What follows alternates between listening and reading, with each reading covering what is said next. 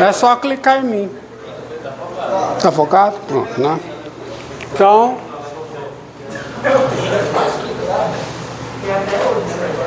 pronto?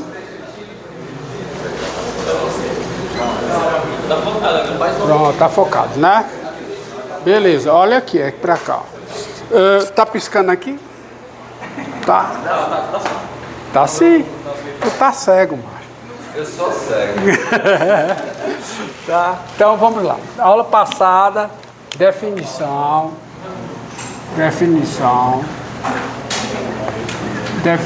de limite. Diz o seguinte, sejam f uma função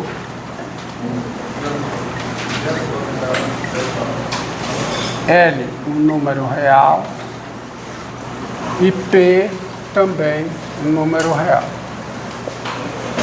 Nós dizemos que L é limite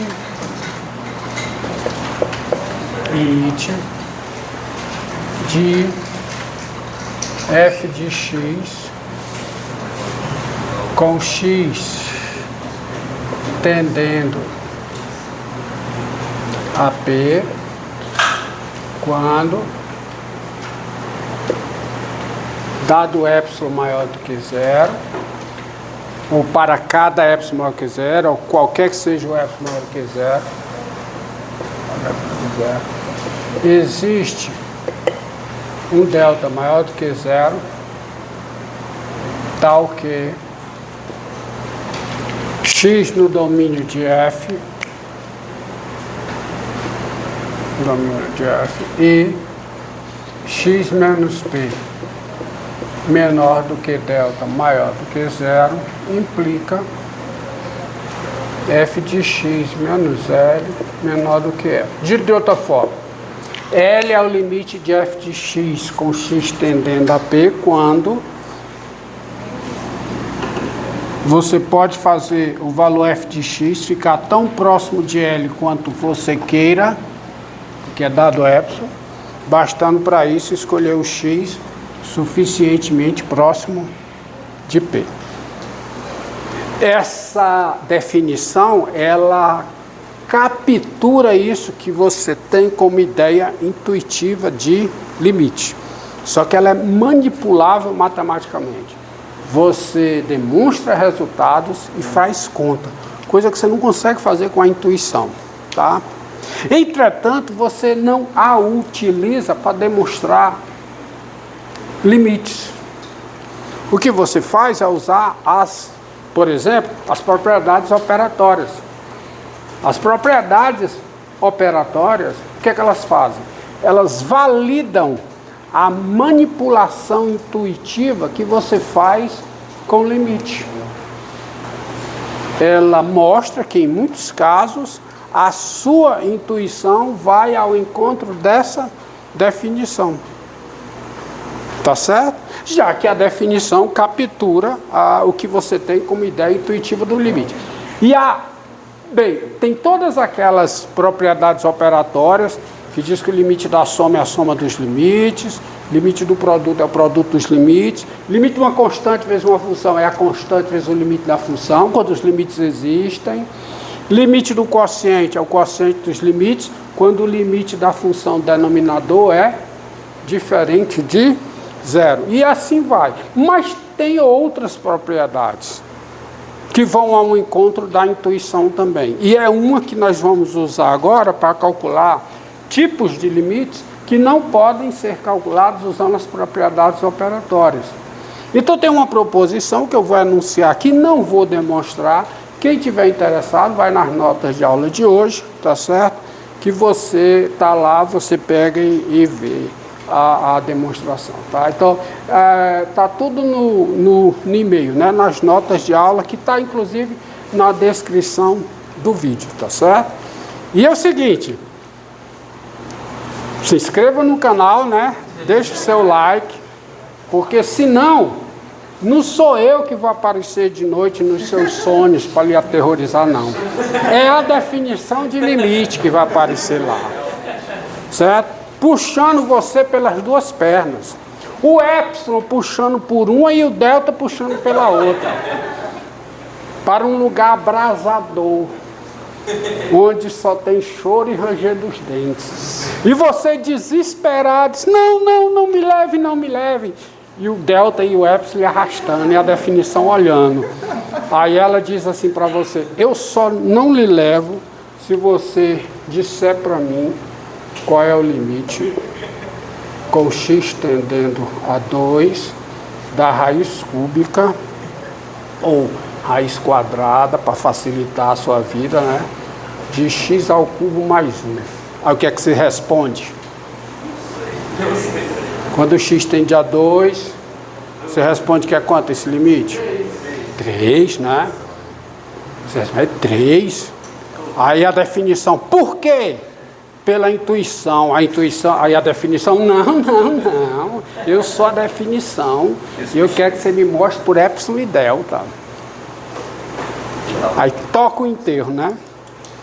Então, presta atenção, viu? Tá certo? Tá bom? Tá dado o recado, né? Ou seja, isso aqui é importante, pelo menos que você entenda. Não vou cobrar em prova, eu já disse que não vou cobrar em prova. Mas você tem que ter conhecimento de que há essa definição. Isso é que define matematicamente o que é o limite. Isso é a formalização, diz que você tem intuitivo, e é isso que serve para demonstrar teorema, tá? No entanto, para calcular os limites, a gente usa as proposições, aquelas elencadas na aula passada e essa de hoje, ó. Essa proposição aqui, que é uma proposição bem interessante para usar, tá? Quem tiver interessado, vê a demonstração. Ela diz o seguinte: sejam FG duas funções. São duas funções. A, um subconjunto de R. P, um número real. Subconjunto de R, não. Delta, um número positivo. Delta, um número positivo. E P, um outro número real. Aí vamos às hipóteses, né? As hipóteses sobre essas entidades aqui. FG, duas funções, delta positivo. Se, primeiro, F e G estão definidas em P menos delta, P mais delta. Isso é um intervalo aberto de centro P e raio delta. É uma vizinhança de P, mas eu só preciso, para o meu objetivo, que elas estejam definidas na vizinhança aberta estrita. Tá? Segundo, f de x é igual a g de x, qualquer que seja. Aí vou começar a usar o símbolozinho aqui, porque eu estou com preguiça já de escrever, certo? Aí o colega perguntou, está aqui ó, o símbolo, qualquer que seja, x pertencente a essa vizinhança aberta estrita de P. E o L, esse AC, delta maior que zero, P real, delta maior que zero, P real, faltou mais uma coisa. Não é ponto, e L real. Ponto. Aí se, tá? F e G estão definidas nessa vizinhança aberta estrita de P. F de x a G de x, qualquer que seja o x, dentro dessa vizinhança aberta estrita de P. E o L é o limite de G de x com x tendendo a P. Então, a conclusão é que o L também é o limite de f de x com x tendendo a P. Apesar de toda essa redação, o importante é que ela é intuitiva. Se você faz uma leitura geométrica dela, leitura geométrica, digo eu, em termos de gráfico. O que significa graficamente isso tudo que eu coloquei aí? Tá? Desenhozinho. Admita que esse é o eixo das abscissas, aqui é o eixo das ordenadas, aqui está o P, aqui o L, digamos, tanto faz, podia estar no outro local, não há perda de generalidade aqui, apesar do meu desenho, mas você tem aqui o ponto PL. Esse ponto não necessariamente pertence ao gráfico da função f. Lembre-se que o limite da função f no ponto, assim como o limite da g, não depende do valor da função no ponto. O ponto nem precisa estar no domínio da função, certo? Vou reforçar isso com mais exemplos. Mas o fato é o seguinte, vamos ver as hipóteses. Se o limite de g de x com x tendendo a PL, olha, um ponto do gráfico da função g é um ponto da forma x, tá? Tem um ponto da forma, tem uma abscissa x e tem uma altura, o quê? G de x. Esse é o ponto do gráfico. Se com x tendendo a P, g de x tem limite L, que é essa altura, significa que os pontos do gráfico da função g aproximam-se daqui. Não é? Tanto por um lado quanto pelo outro. X tendendo a P, g de x tem limite L. Então, esse segmento tem posição limite como sendo esse. Está entendido isso aí? Não é intuitivo? E é verdade, tá? Funciona, isso vai ao encontro da definição. Agora, tem uma hipótese que diz que a F e a G, ambas estão definidas numa vizinhança aberta estrita de P, e mais do que isso, as duas coincidem. Então, olha aqui. Está aqui o P.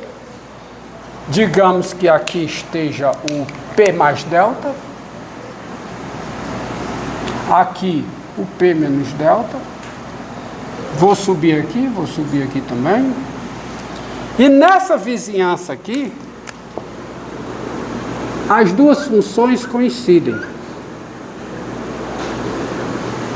Então, meu amigo, está aqui o gráfico da F de azul. Não importa como seja a F, antes de chegar aqui, ela pode se comportar como ela quiser. Mas quando ela entra aqui, dentro dessa vizinhança, o gráfico tem que coincidir. Porque as duas são iguais. Então o que acontece com o limite? Tem que ser L também. Tanto por um lado quanto pelo outro. Ela pode até... Não, estou com raiva, não quero me aproximar da G. Mas quando chegar aqui, pela hipótese, ela tem que entrar aqui dentro. Por hipótese, ela é igual a G. Então o limite também da F tem que ser L. Certo? Então, o que está dizendo esta proposição? Se duas funções coincidem numa vizinhança estrita de um ponto P, e uma delas tem limite L, a outra tem o mesmo limite L. Onde é que eu uso isso? Como é que eu uso isso? Tá? Eu uso isso, vamos pegar um exemplo. Pegar o exemplo, ó. Eu quero que você me dê o limite com x tendendo a 2 de x ao cubo menos 8 sobre x mais 2.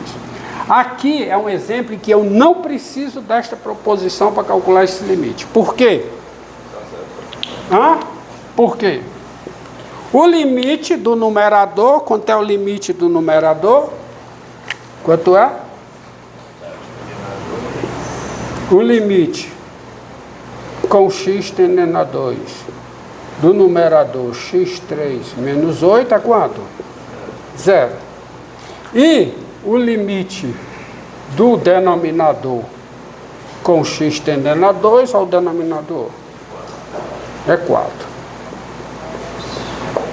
E aí eu concluo o limite por uma propriedade operatória da aula passada, que diz o quê? Que o limite do quociente é o quociente dos limites. Então, daí, qual é a conclusão? O limite com x tendendo a 2 de x ao cubo menos 8 sobre x mais 2, limite do quociente é o quociente dos limites, que é 0 sobre 4, porque o limite do denominador é diferente de 0, e o limite dá 0. Então eu posso usar a propriedade operatória da aula passada, limite do quociente é o quociente dos limites. Agora, esta propriedade operatória não pode ser utilizada para calcular esse limite. Por exemplo,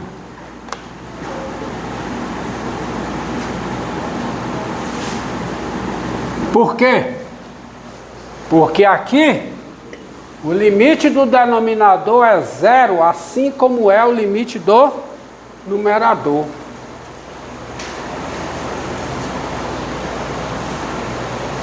E 0 sobre 0, como operação aritmética, não está definido. Não? Tá certo? Então, como é que calcula esse limite aqui? Tá? Aí vai ser usando essa proposição aí. Porque observe o seguinte, ó. Dado x diferente de 2, dado x diferente de 2, ó, olha aqui, ó. Vou colocar à luz daquela proposição aí, tá? Dado x diferente de 2, quem é x ao cubo menos 8 dividido por x menos 2. Isso aqui existe para x diferente de 2, né? Isso aqui é fatoração. Quem é x ao cubo menos 8? É x ao cubo menos 2 ao cubo. Diferença de 2 cubos. Aí eu sei fatoral. Vocês também sabem. Eu ensinei aqui, não é possível que vocês não sabem, na altura do campeonato, né? É x menos... Por isso é que eu ensinei, por isso que eu fiz. Ensinei não, revisei, porque alguém já tinha ensinado para você. Tá? Fiz uma revisão. Então isso aqui é x menos 2, vezes o quê? X ao quadrado, mais 2x, mais 4. Ó como vocês estão sabendo, marquei, ó. Tá? Mais 4. Dividido por quem? 2. X menos 2 é diferente de 0. Então, isso aqui é igual a quê? É igual a x ao quadrado mais 2x mais 2. Vamos devagar mais um pouco aí sobre isso. Então é o seguinte, para todo x diferente de 2, essa expressão é igual a essa.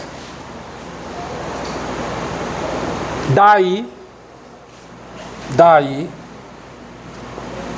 sendo f e g as funções dadas por a função f, vou destacar aqui de azul, vai ser a função f de x igual a x ao cubo menos 8 sobre x menos 2. E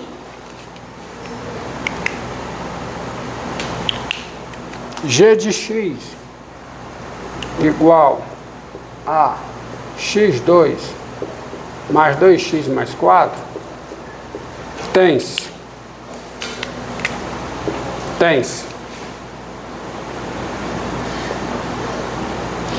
primeira coisa, essas duas funções são distintas, porque os seus domínios são distintos.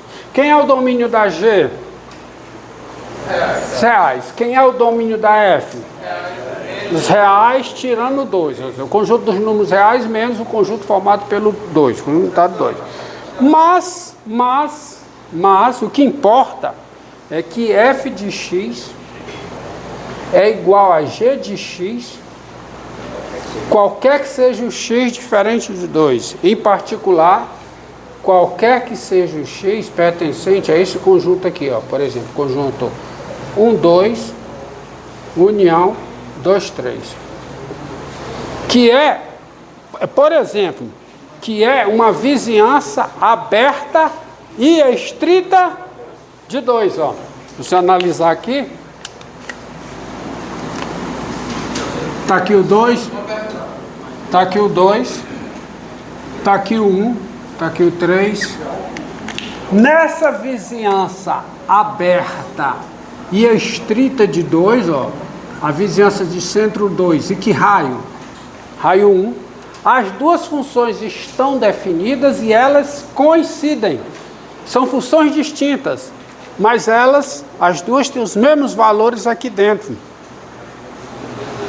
Só que a G tem limite. E você tem isso e o limite de G de X com X tendendo a 2 a 4. Eu sei. É o limite com X tendendo a 2 de quem? X2 mais 2X mais 4. Tem problema para calcular esse limite aqui? Não, é limite da aula passada. Limite de função polinomial. Limite de uma função polinomial no ponto é o valor da função polinomial nesse ponto. Vai ao encontro da definição. Porque o limite da soma é a soma dos limites. Limite da soma, limite do produto é o produto dos limites. E assim vai. Então esse limite aqui dá quanto?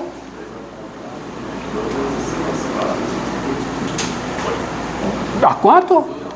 12. Portanto, aí o que é que você tem? As duas funções f e g, elas coincidem nessa vizinhança aberta estrita de 2.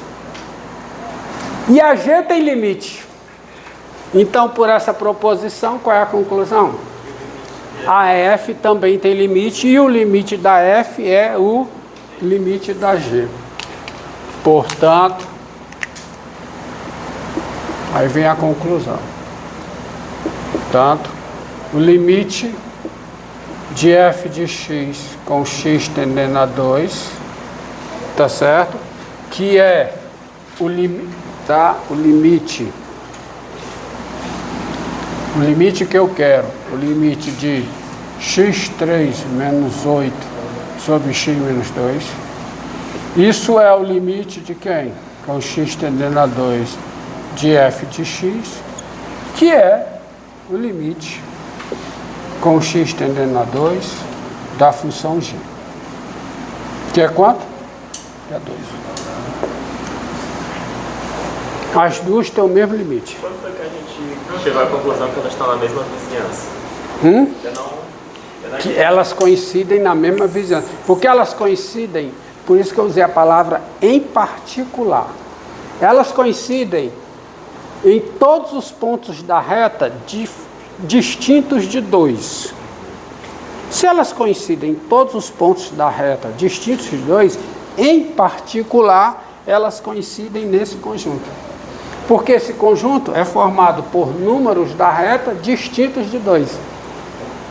Podia ser esse, podia pegar o 0, 2, união 2, 4. O importante é conseguir uma vizinhança aberta, estrita de 2, onde as duas coincidem. E uma delas tem limite. Mas deixa eu só... Professor, como a gente faz quando a gente não consegue fatorar? Aí é outra técnica. É técnica para você, com isso aqui você consegue resolver um bocado de limite. Aí tem outra técnica, limite do confronto, teorema do confronto. Aí não dá para o teorema do confronto, aí vai para outra técnica. E quando não dá nenhuma, só resta o quê? Definição. Quando a intuição não funciona, meu amigo, aí você tem que partir para a definição. Tá, diga. Agora eu não entendi essa parte aí. Para todo x existe 1, 2. Para todo x existe 1, 2, união. Está falando da parte da família. A família, isso, não entendi essa parte. Qualquer que seja x, isso aqui não existe. Qualquer que seja x nesse conjunto, as duas são diferentes? Não, diferentes. São iguais. Tá bugado, né? Tá bugado. As duas são iguais. Ave Maria, tá? Meu Deus. As duas são iguais. Eu quero usar a proposição, como é que eu escrevi uma barbaridade dessa? Então, não. As duas são iguais. Está aqui, igual. A f de x é igual a g de x, qualquer que seja x, nesse conjunto. Consertem aí, viu? Tá? Aí estava tudo errado, né? Aí eu não ia concluir nada, não tinha proposição. Eu não entendi porque que é esse intervalo aí. Porque eu quero fazer a luz da proposição. O que é que diz a proposição? Se duas funções coincidem, viu? Coincidem. E não vai dar nem para editar, vai ser com erro mesmo. Se duas funções coincidem numa vizinhança aberta estrita de um número, no caso aqui é o número 2, e uma delas tem limite, a outra também tem, os limites são iguais. É essa a proposição. Mas como é que o limite de g de x é igual ao limite de f de x se você usou x para 2 lá no g de x da errado? Só que não dá para usar o número 2 no... E aí, isso é que é o interessante desta proposição. Esse limite aqui faz parte de uma classe de limites chamada indeterminação 0 sobre 0. E veja bem, isso aqui é um símbolo que denota uma classe de limites. Que classe de limites? Limite com x tendendo a p de f de x sobre g de x, onde o limite do numerador é 0 e o limite do denominador também é 0. E aí você olha para esse limite, você não consegue concluir nada. Porque 0 sobre 0 não é um procedimento aritmético, não está definido. Tá? Então isso é uma indeterminação. E nesse caso, uma das proposições que me salva para calcular o limite, se ele existir, é essa daqui. São duas coisas, ó. Uma coisa é, esse limite, você olha para ele, em princípio, ele dá o quê? Ele é o quê? Ele é uma indeterminação. No sentido de que, do jeito que está nessa configuração, ele faz parte de uma classe de limites, limites de quocientes, num ponto P, onde o limite do numerador é 0 e o limite do denominador também é 0. Tá certo? Espera aí. Você não consegue fazer nada aqui. Aí você vem essa proposição. Você consegue uma outra função g igual a f que você tem, coincidindo as duas numa vizinhança aberta estrita desse ponto, só que a outra também tem limite. Qual é a conclusão? Essa minha função tem limite e os limites são iguais. Desliga aí. Desliga não. Para.